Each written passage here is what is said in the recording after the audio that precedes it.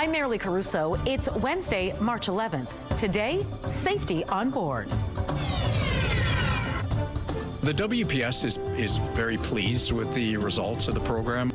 Results of a pilot project increasing police officers on city buses and what the future holds.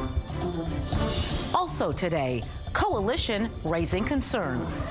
We don't feel that there is enough action being taken. So we're going to come together and demand more. Why a group of unions has come together over issues in downtown Winnipeg and what change they want to see. Plus, a tense encounter. Instead of being met with care and basic human respect, they were met with hostility. Why First Nation leaders are demanding an apology following a hotel incident captured on camera.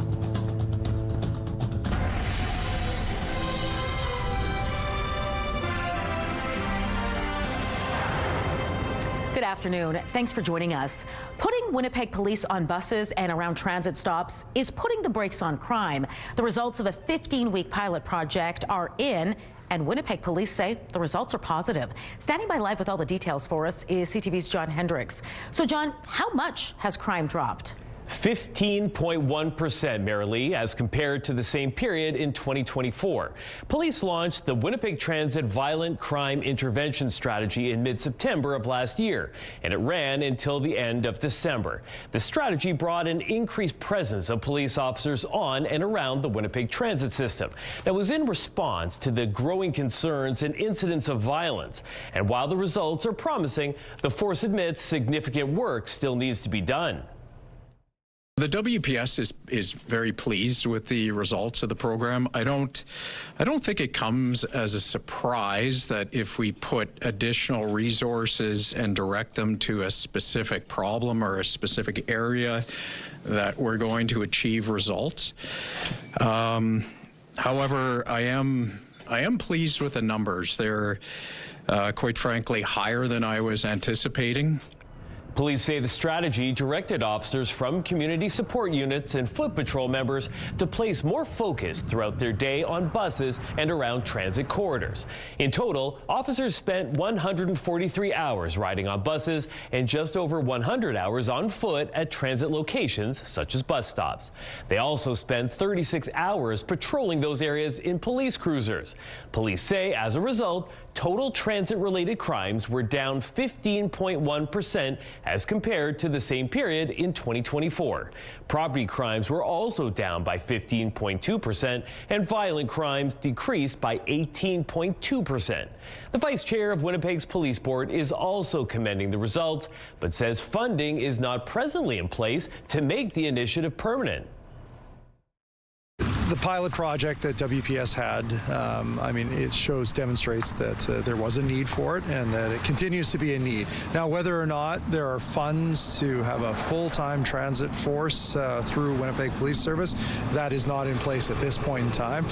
We do have our community safety officers doing great work on transit as well in collaboration with Winnipeg Police Service. Is there a blend of the two that would work best? I think we need to dig in and find that out.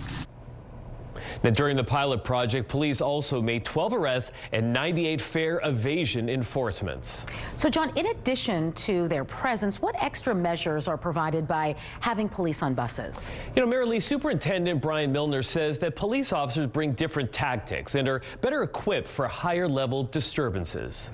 All right, thanks for this, John. Safety concerns downtown have prompted several unions to form a coalition calling for increased safety measures. We basically have come together to say that we think that there needs to be a unified response to the downtown safety concerns that our members and the general public are experiencing.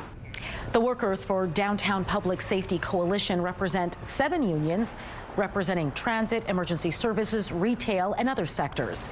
It's finalizing a 5-point plan, which it says, if implemented, would make downtown safer. The plan prioritizes expanding mental health and addiction support and enhancing protections for workers facing violence. We are calling on a meeting with the mayor. We're calling on a meeting with the justice minister. And we do have a list of requests and demands, and we are consulting with experts in the field of where they've produced tangible results. A statement from the mayor's office says it hasn't yet received a request for a meeting, but says action is already being taken to make downtown safer. A spokesperson for the Justice Minister says his office is in discussions to meet with the coalition next week. A 37-year-old woman is accused of stealing more than $10,000 in clothing and other items in nearly 24 shoplifting incidents last year. Take a look. These are just some of the locations where police say the thefts took place. In some cases, hundreds of dollars worth of clothing was allegedly stolen from the same area on the same day. The thefts took place between May and November. A suspect was arrested Monday and is charged with theft under $5,000 as well as theft over $5,000. The Louis Riel School Division is upping its new budget by 3% to approximately $282 million. And for homeowners, that means taxes are going up by 10%. The board says the budget focuses on classroom support while keeping essential services and student programs in place. The hope is this will eliminate the division's deficit. We're told community input helps shape the plan, with families and staff prioritizing class sizes, student supports, mental health, and aging infrastructure. First Nation leaders are demanding an apology and stronger consumer protection laws after an Indigenous youth and his mother were booted from the hotel room they were staying at following the boy's surgery. And the tense encounter was captured on video. Stand for him, okay? We need a wheelchair. I can't get out of bed. Please. Look, his knee's broken. I don't care. You will pay or not. You can't get out of But bed. God, we will take the luggage out. Are you watching? Give me In the video, which only captures 50 seconds of the interaction, a staff member can be heard yelling at the pair to pay up or leave, while also directing a security guard to take their bags outside. The family can be heard saying the boy is unable to move as he was recovering from surgery on his leg. They're from Pimachikamak Cree Nation and were staying at Canada Inn's near Health Sciences Center while the boy recovered. Chief David Monius says the family's stay was arranged by the First Nation and Inuit Health Branch. However, a bureaucratic issue caused a delay with their extension. And instead of being met with care and basic human respect, they were met with hostility, which is unacceptable. No child should have to go through that. He literally came at me and was pulling my pillows and trying to get me off the bed while I was in pain. I told him I could do it myself, but he didn't give us enough time. I didn't even have enough time to get my shoes. I'm still shoeless. In an email statement, Canada Inn says it is still reviewing the incident to better understand the full context of what happened. It adds, quote, "Our employees are trained to follow established procedures when responding to safety concerns or guest conduct issues, and we expect all interactions to be handled with professionalism and respect. As part of this process, we are reviewing the circumstances leading up to the interaction to ensure our policies and procedures were followed appropriately." All right, let's bring Colleen Brady now and get a first look at your Skywatch evening forecast. What are you tracking for us tonight, Colleen? Not an awful lot tonight, but it's what's on the way tomorrow. In fact, developing overnight out well to the west of Manitoba is an Alberta clipper. So coming up, I'll show you where it's expected to track, when, and how much snow it could bring. But first, let's take a look at the CTV Live Eye. It's brought to you by Bathfitter, exclusive home of the PermaFit solution. In Winnipeg right now, it's mostly sunny and -9 degrees with those light winds out of the west-northwest at 9 kilometers an hour. The wind chill feels like -14. The pressure is rising, keeping the sky nice and clear for now. The humidity is at 76%. Out in traffic on this Wednesday afternoon, a look at Portage Avenue west of Polo Park. Looks just fine right there. No stalls or crashes to pass along. We can follow the timeline of exposures. A Manitoba student tracking an outbreak and how he's sharing the data with others. Stay with us.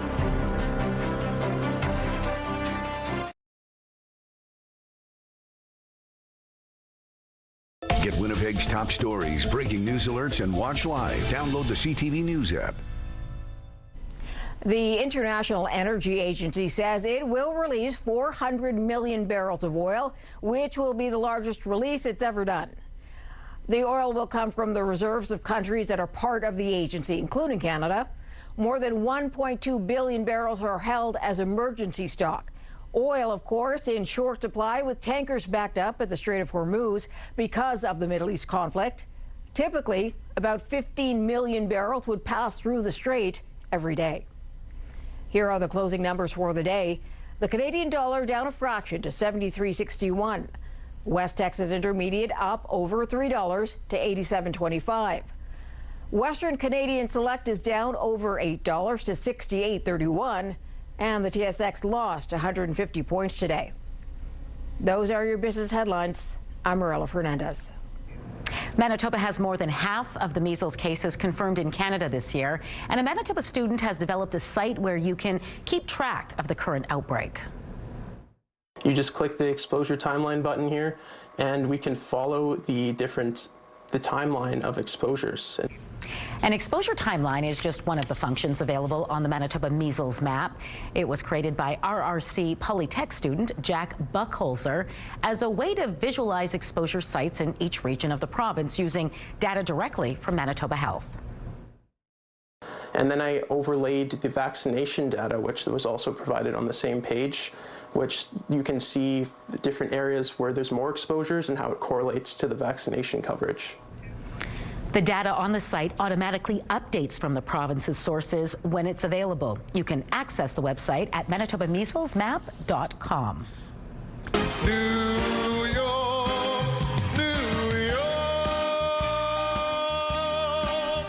Sounds like him, but that is not Frank Sinatra. Instead, it's a master impressionist. We'll tell you how you can get in on the performance and what you can expect from it next in Spotlight. Have a news tip?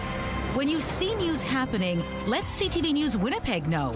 Text your tips, pictures, and videos to 10400. That's 10400. Message and data rates may apply.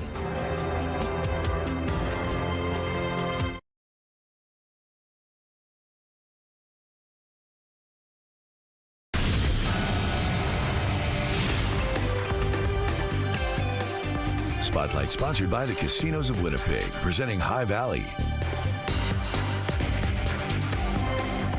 Colleen Brady is back now for Spotlight, and she has news about a master impressionist who's paying a visit to our city. Merrily, André-Philippe Gagnon can impersonate the voices of many celebrities, and the Canadian comedian will be here this summer.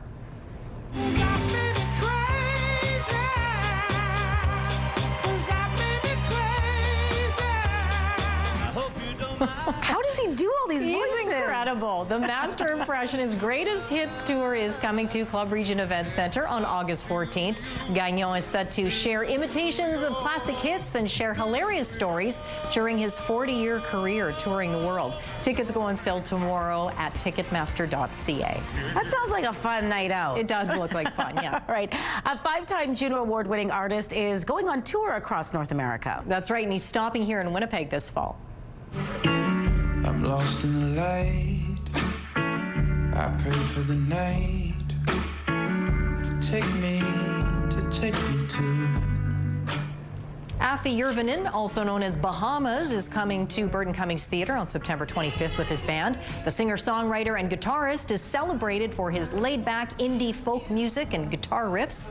The tour is in support of his latest studio album, which was recently nominated for a Juno Award for Best Adult Alternative Album of the Year. Tickets go on sale Friday at livenation.com. All right, now to a made-in-Manitoba black curling comedy that's about to make its debut. That's right, and we're getting a sneak peek behind the curtain about what went into its creation. You could kind of see with curling, it's prime time. It's on all media, just like hockey and just like basketball. So deep down inside, I was like, you know what? Let's add some Caribbean culture to it, some black culture, and then Cool Sweepings was born. Now, as the name suggests, the show takes inspiration from the classic John Candy movie Cool Runnings, about a Jamaican bobsled team. Cool Sweepings, however, follows a group of Jamaican Canadians as they try to make enough money by winning bond spiels to save a local curling rink. Lead actor Joshua Calder says curling was not a big part of his life prior to the show, and at first he wasn't sure whether he could click with the role. It was hectic at first, I thought the roles weren't gonna fit me, but then going in, I was like, this character is really like me. Like, we have the same kind of personality, the same groove, the same swagger. So everything flew into just making it was really calming. Show producer Chris Sharp says there's plenty of opportunity for more seasons as we watch the group go pro. Cool Sweepings is set to make its debut on Bell 5 TV sometime this spring. Bell is the parent company of CTV News. An Oscar-nominated film has renewed interest in certain heritage sites overseas. It has, Marilee, and they involve William Shakespeare. I think a lot of people will see this film not necessarily having read Shakespeare or had any kind of relationship with Shakespeare, and certainly not with Hamlet. So people will come to this film, I hope, and find a new way of accessing Shakespeare that is about creativity. Hamnet is up for Best Picture and a number of other awards at the Academy Awards on Sunday. Usually around 250,000 people per year visit Shakespeare heritage sites, according to the Shakespeare Birthplace Trust. Visitors are flocking to those sites this year, which include his birthplace in Stratford and the home he died in 1616. Yeah, be cool places to see. No kidding. Firsthand in person. That's right. All right, thanks, Colleen. You're welcome. Your primetime lineup starts at 7 with The Masked Singer. Fear Factor, House of Fear comes next at 8. Shark Tank is up next at 9. And the new season of Scrubs is back at 10. It's all right here tonight on CTV. CTV Primetime Lineup, brought to you by the Parkway Retirement Community. Welcome home. A live look at Kenaston at Sterling Lyon Parkway. Busy, the sun is shining, the winds are light, the sky is clear. That is going to be changing. I'll show you how coming up.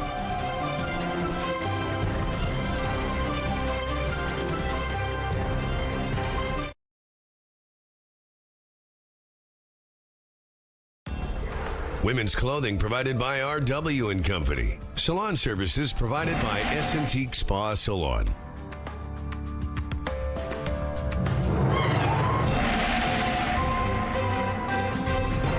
CTV Skywatch weather brought to you by South Beach Casino and Resort. Visit southbeachcasino.ca. All right, Colleen Brady is back with your weather forecast, and I'm almost afraid to ask what's coming. You have me scared. You have me scared. Well, I try not to make you too scared, but March is one of those months where you're kind of tossing back and forth between winter sort of trying to come to an end, but also wanting to stick around, and spring trying to get here. So today it was bright and sunny, but it was a little cooler than it was yesterday. The winds, though, they're light. So overall, not a bad mid-March day, and hard to believe, yeah, we're moving into mid-March. Better news for folks in northern Manitoba, particularly Brochet and Tadouli Lake. Those warnings, those cold warnings, have finally been ended by Environment Canada, so that Arctic air mass that had its bitterly cold grip locked over the region has finally loosened up just enough to end those warnings there. Actually, temperatures are considerably less cold and wind chill values less brutal than they have been over the last few days.